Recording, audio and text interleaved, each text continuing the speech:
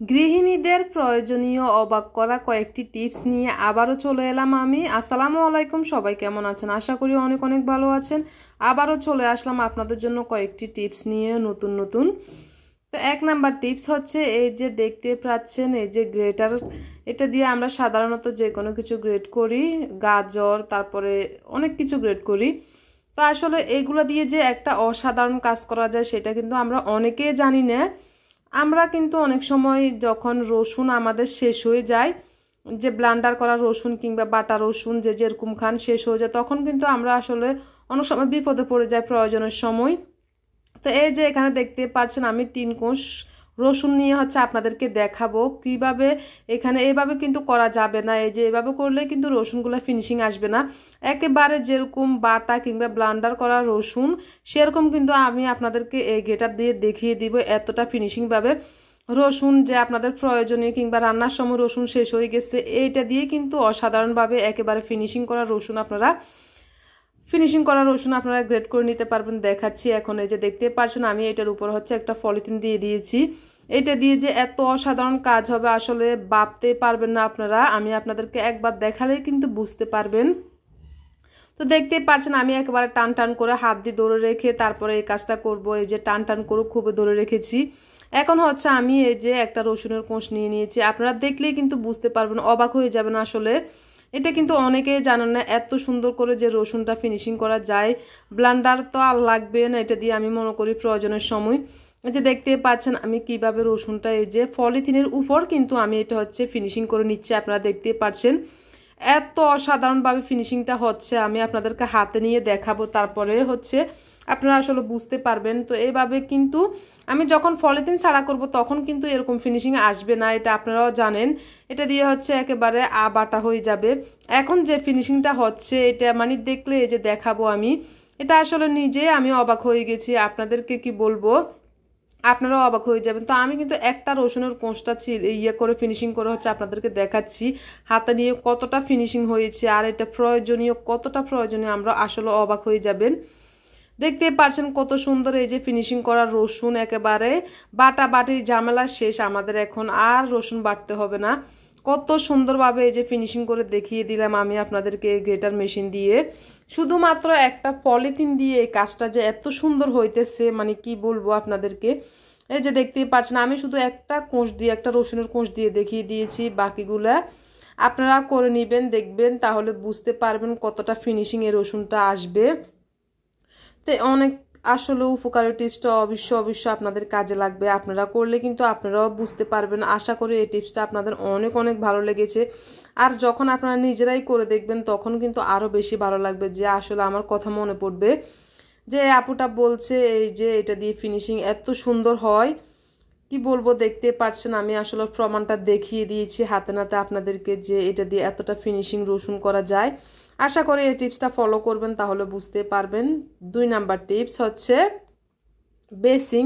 আমার বেসিংটাই দেখতে পাচ্ছেন কতটা ময়লা, কতটা দাগ। এই যে হাত দিলে কিন্তু একটু লালচে দাগ, তো অত বেশি দাগ না কিন্তু তারপর আমি এটাকে একেবারে মানে কি বলবো এতটা দগদগে সাদা করে দেখাবো আপনাদেরকে। ডাবলটা কি বললাম, এই দেখতে পাচ্ছেন হারপিক নিয়ে নিচ্ছে। হারপিক কিন্তু সবাই দে, এটা বলবেন না যে আমরা হারপিক, আসলে অনেক আপুরা হারপিক দিয়ে যে বেসিনগুলো পরিষ্কার করা, আমি জানি। তার পিছনে কিন্তু আরো একটা কারণ আছে। আমি হারপিক দিব, তার আরেকটা জিনিস দিব, সেটা হয়তো আপনারা বুঝতেই পারছেন না। দিলে কিন্তু বুঝতে পারবেন আসলে কি দিয়ে আমি পরিষ্কার করব। প্রথমে আমি হারপিকটা একেবারে সুন্দর করে বেসিং এর মধ্যে দিয়ে দিচ্ছি, আপনারা দেখতে পাচ্ছেন। আর একটা জিনিস দিব, সেটা জানেন না কোন জিনিসটা দিব হারপিকের সাথে, তাহলে কিন্তু এটা ডাবল পরিষ্কার হবে। যেটা হারপিক দিয়ে পরিষ্কার হয় আর আমি যে জিনিসটা দিব সেটা দিয়ে কিন্তু একবারে এটা ডাবল পরিষ্কার হবে। কতটা জকজকে পরিষ্কার হবে সেটা কিন্তু আপনারা যখন আমি পরিষ্কার করে দেখিয়ে দিব তখন কিন্তু বুঝতে পারবেন। এখন দেখতে পাচ্ছেন আমি কত সুন্দর করে যে হারপিকগুলো দিয়েছি। এখন ব্রাশ দিয়ে আমি সুন্দর করে হারপিকগুলোকে লাগিয়ে নিব, কারণ এভাবে করে নিলে তো হবে না। জিনিসটা দিব বলছি, এই যে দেখতেই পাচ্ছেন আমি এখানে লবণ দিয়ে দিয়েছি, এটা চুমকে যাবে না। আসলে আপনারা অনেকে জানেন না এই যে লবণটা হারপিকের সাথে দিলে কি হয়, ডাবল পরিষ্কার হয়। তারপর যে হারপিকের নীল নীল দাগ বসে যায়, অনেক সময় যতটা সাদা হয়ে থাকে নীল নীল দাগ বসে যায়, এই দাগটা কিন্তু বসবে না একেবারে। আমি যে হারপিকের সাথে লবণটা দিয়ে একেবারে চারদিকে ছড়িয়ে দিয়েছি। এরপরে কিন্তু আমি সুন্দরভাবে ব্রাশটা করে নিব লবণ আর হারপিক মিশিয়ে একসাথে। এটা কি আপনারা অনেকে জানেন? বলুন তো, অনেকে জানেন না এই আসলে হারপিকের সাথে লবণ দিলে কি হয়।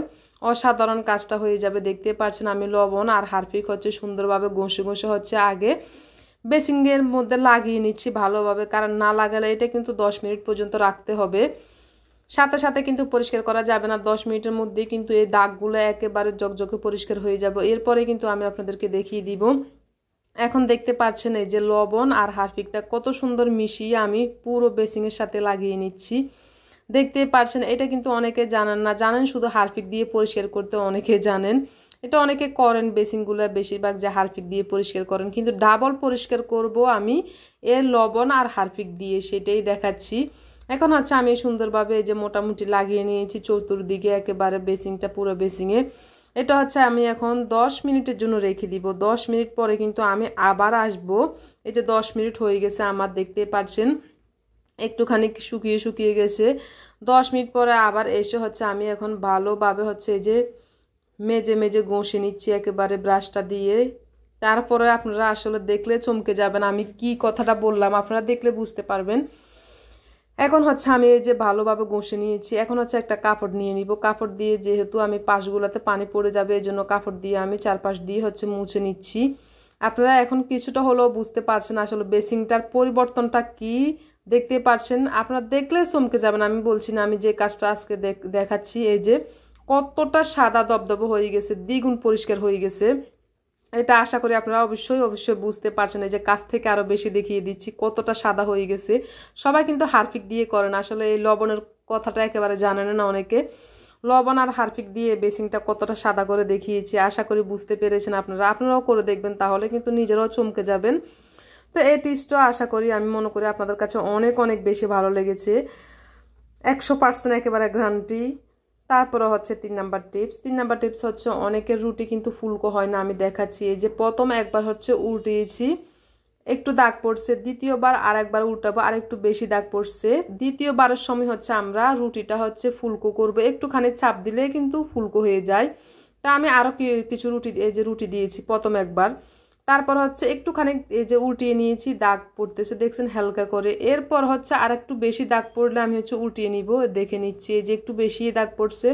এরপর আলতো করে চাপ দিলে কিন্তু রুটিগুলো ফুলকো হয়ে যায়। অনেকে কিন্তু এই সিস্টেমটা জানেন না, অনেকবার উল্টে পাল্টে রুটিটা আর ফুলকো হয় না। দেখতে পাচ্ছেন আপনারা, দেখে আমি কথা বলাচ্ছেও কিন্তু আপনাদেরকে দেখিয়ে দিচ্ছি। আমি একবার উল্টানোর পরে দ্বিতীয়বার উল্টে হচ্ছে আমি রুটিটা ফুলকো করে নিচ্ছি কত সুন্দরভাবে।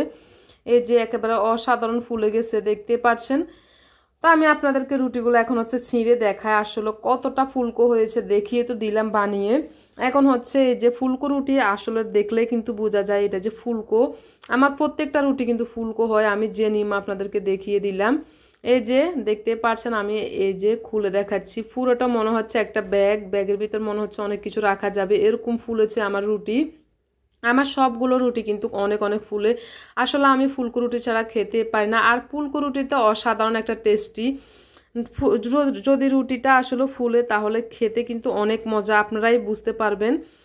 তো আশা করি বুঝিয়ে দিলাম আমি কিভাবে রুটিগুলো ফুলকো ফুলকো হয়, সেটা আপনারা তৈরি করলে কিন্তু আমার নিয়মে পারবেন। 4 নাম্বার টিপস। 4 নাম্বার টিপস হচ্ছে এই যে আমি এখানে কি নিয়ে নিয়েছি দেখতে পাচ্ছেন।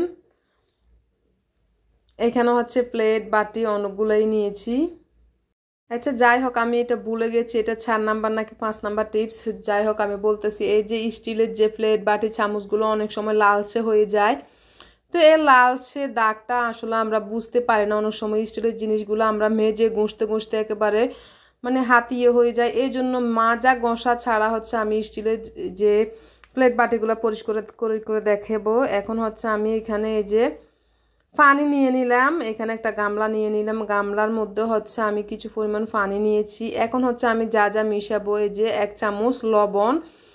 লবণের অনেক উপকারিতা, আমি সেটা দেখাবো আপনাদেরকে কি কি মিক্সার করব এখানে। তারপর হচ্ছে আমি এখানে বেকিং সোডা, যেটা হচ্ছে বেকিং সোডাটা আমরা খাবারের সোডা আর কি, এটা 1 চা চামচ দিয়ে দিয়েছি। এখানে হচ্ছে 1 টুকরো লেবুটার রসটা আমি দিয়ে দিব, দেখতে পাচ্ছেন। তো এই জিনিস দিয়ে আমি একেবারে ঘষা মাজা ছাড়া হচ্ছে স্টিলের প্লেটগুলো আমি পরিষ্কার করে দেখিয়ে দিব। এখন হচ্ছে লেবুর খোসাটাও আমি দিয়ে দিয়েছি, দেখতে পাচ্ছেন। এগুলোর মধ্যে হচ্ছে আমি ভালো করে এখন মিশিয়ে নিচ্ছি একেবারে। এখানে লবণ, বেকিং সোডা, তারপর হচ্ছে লেবুর রস দিয়ে আমি এটা তৈরি করে নিয়েছি। এখন এটার মধ্যে হচ্ছে এই যে স্টিলের চামচ, প্লেট, বাটি যা আছে এগুলো কিন্তু লালচে হয়ে যায়, আমরা বুঝি না। এই লালচে দাগগুলো দূর করার জন্য আমরা অনেক ঘষা মাজা করি। এটা ছাড়া হচ্ছে আমি এখানে কোনো প্রকারের ঘষা মাজা করবো না।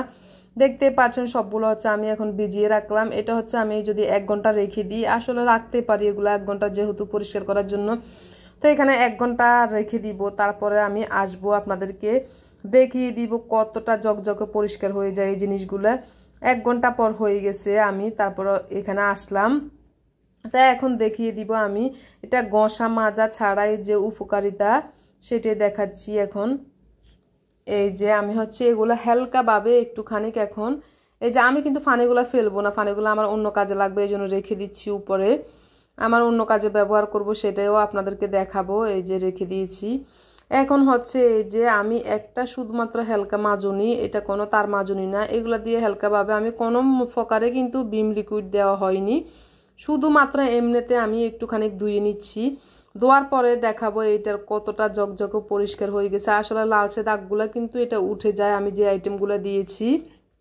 দেখতেই পাচ্ছেন প্লেটগুলো এই যে কতটা জকজকে পরিষ্কার হয়ে গেছে। একেবারে মাজা ঘষা ছাড়া এই যদি কাজটা করে নিতে পারি আসলে তাহলে কিন্তু অসাধারণ। এই যে সবগুলো আমার ধোয়া পরিষ্কার হয়ে গেছে, দেখিয়ে দিলাম। আশা করি আপনারা বুঝতে পারছেন কতটা জকজকে পরিষ্কার হয়ে গেছে। তারপরে আমি যেটা দেখাবো এই ফানিগুলো, এই যে বাকি ফানিগুলো আমি রাখলাম। এটার ভিতরে হচ্ছে আমার যে কাপ, পিরিচ এগুলো হচ্ছে আমি ভিজিয়ে রাখলাম, এগুলো পরিষ্কার করে নিব। আশা করি আজকের টিপসগুলো আমার অনেক অনেক ভালো লাগলো। সবাই ভালো থাকবেন, আল্লাহ হাফেজ।